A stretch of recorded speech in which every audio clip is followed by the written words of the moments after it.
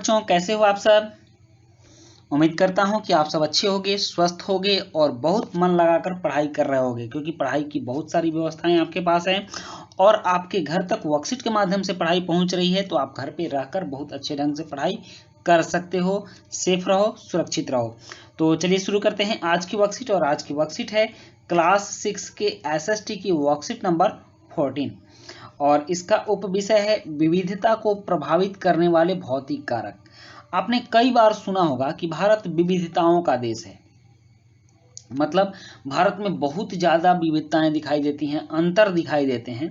तो ये सभी विविधताएं कैसे होती हैं और क्या क्या होती हैं और इनको प्रभावित करने वाले कारक क्या हैं, कैसे विविधताएं आती हैं। तो आप देख लीजिए, जैसे हम लोग अभी मैदानी भाग में रहते हैं। दिल्ली क्या है, मैदानी भाग कहलाता है।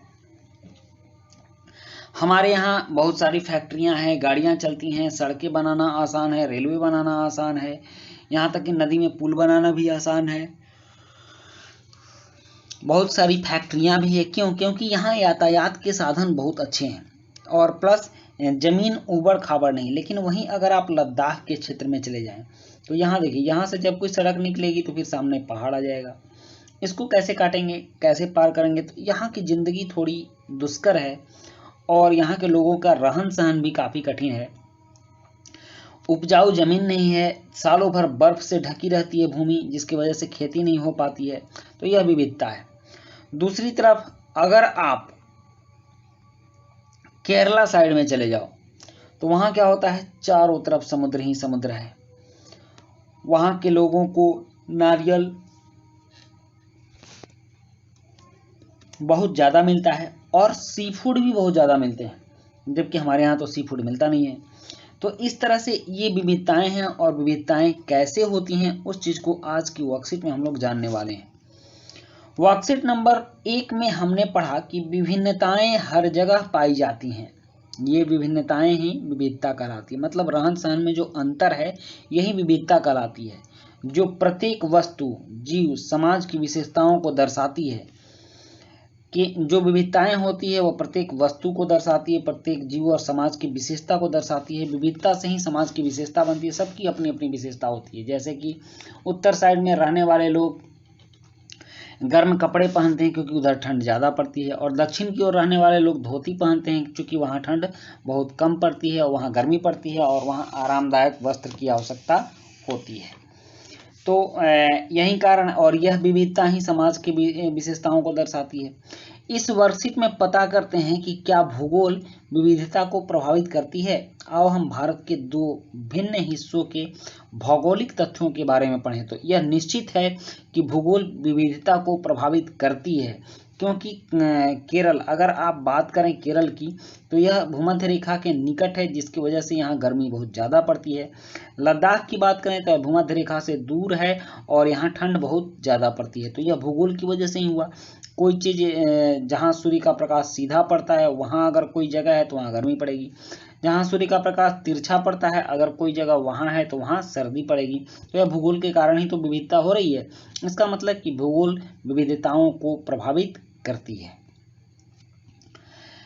लद्दाख जम्मू और कश्मीर के पूर्वी हिस्से में पहाड़ियों में बसा एक रेगिस्तानी इलाका है। यह ठंडा रेगिस्तान है। रेगिस्तान इसलिए क्योंकि यहाँ जब कुछ उपजता नहीं है तो रेगिस्तान ही कहलाएगा। यहाँ पर बहुत ही कम खेती संभव है क्योंकि इस क्षेत्र में बारिश बिल्कुल नहीं होती। यह इलाका वर्षा के काफी लंबे समय तक बर्फ से ढका रहता है। जो लद्दाख का इलाका है, यहाँ लगभग 6-7 महीने तक बर्फ पड़ी रहती है, बर्फ से ढका रहता है।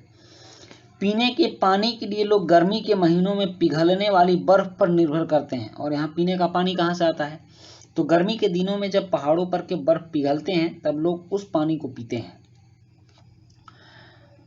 लोग यहाँ अपने पास भेड़, बकरी और याक रखते हैं। यहाँ देखिए, यहाँ सारे वही जानवर हैं जिनके शरीर पर बहुत बड़े बड़े बाल होते हैं। उस बाल से उनका शरीर गर्म रहता है और वहीं यहाँ सरवाइव कर पाते हैं। बिना बाल वाले जीव यहाँ सरवाइव नहीं कर पाएंगे, उनको बहुत ज़्यादा ठंड लगेगी और वो मर जाएंगे। इस क्षेत्र में विशेष प्रकार की बकरी पाई जाती है जो पश्मीना ऊन पैदा करती है। पश्मीना एक प्रकार का ऊन है, आपने पश्मीना के शॉल, पश्मीना के कपड़े सुने होंगे। तो वह जो बकरी पाई जाती है पश्मीना ऊन पैदा करती है, और भेड़ों के बालों का प्रयोग भी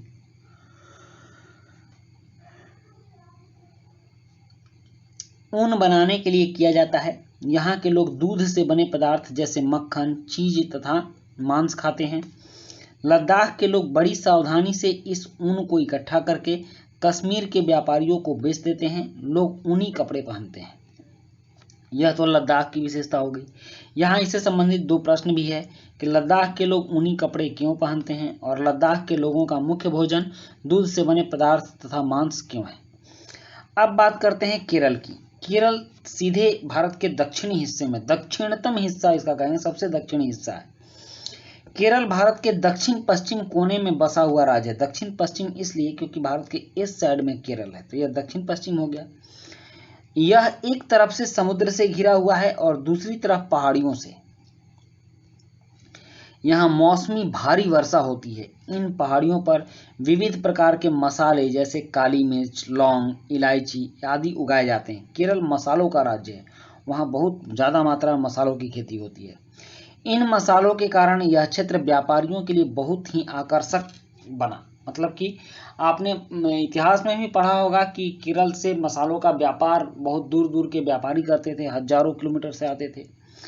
केरल की उपजाऊ जमीन और जलवायु चावल की खेती के लिए उपयुक्त है क्योंकि वहाँ पानी ज़्यादा होता है, और वहाँ के अधिकतर लोग मछली, सब्जी और चावल खाते हैं।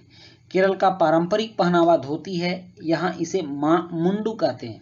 पारंपरिक पहनावा धोती इसलिए है क्योंकि यहाँ ठंड कम लगती है, यहाँ गर्मी ज़्यादा होती है, तो यहाँ सुविधाजनक वैसा वस्त्र पहनना लोग पसंद करते हैं जो कि पहनने पर गर्मी ना दे। तो धोती काफ़ी आसान होती है और आरामदायक भी होती है, इसलिए लोग धोती पहनते हैं।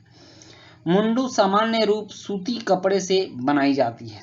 मतलब कि ये धोती सूती कपड़े की बनी होती है, तो काफ़ी कंफर्टेबल भी होती है। अब यहाँ भी दो प्रश्न है कि केरल के लोग पारंपरिक रूप से धोती क्यों पहनते हैं, केरल के लोग भोजन में चावल, मछली तथा सब्जियां क्यों खाते हैं। तो चलिए अब इन प्रश्नों के उत्तर करते हैं। प्रश्न 1, लद्दाख के लोग ऊनी कपड़े क्यों पहनते हैं। उत्तर, लद्दाख में बहुत ज़्यादा ठंड पड़ती है, इसलिए वहाँ के लोग ऊनी कपड़े पहनते हैं। प्रश्न 2 है कि लद्दाख के लोगों का मुख्य भोजन दूध से बने पदार्थ तथा मांस क्यों है। तो इसका उत्तर है वहाँ अनाजों की उपज बहुत ज़्यादा नहीं होती है। दूध वाले पदार्थ और दूध देने वाली बकरियाँ ज़्यादा पाई जाती हैं तथा शरीर को गर्म रखने के लिए मांस की आवश्यकता होती है, इसलिए ये लोग दूध से बने पदार्थ तथा मांस खाते हैं। अब केरल से संबंधित प्रश्न, पहला प्रश्न है कि केरल के लोग पारंपरिक रूप से धोती क्यों पहनते हैं। इसका उत्तर है क्योंकि वहाँ सूती वस्त्र आसानी से उपलब्ध होते हैं और धोती एक आरामदायक वस्त्र है, इसलिए वहाँ के लोग धोती पहनते हैं। और प्रश्न 2 है कि केरल के लोग भोजन में चावल, मछली तथा सब्जियां क्यों खाते हैं। तो इसका उत्तर है केरल में चावल का उत्पादन होता है और केरल समुद्र तट के निकट होने से वहाँ मछलियाँ, समुद्री मछलियाँ भी आसानी से मिल जाती हैं। यही कारण है कि वहाँ के लोग चावल, मछली तथा सब्जियां खाते हैं। तो बच्चों, ये थी हमारी आज की विविधता वाली वर्कशीट और काफ़ी आसान और ये ज्ञानवर्धक वर्कशीट थी। इसी के साथ आपकी वीडियो कंप्लीट होती है। वीडियो अच्छी लगी हो तो लाइक, सब्सक्राइब, कमेंट जरूर कीजिएगा। मिलते हैं नेक्स्ट वीडियो में। Thank you.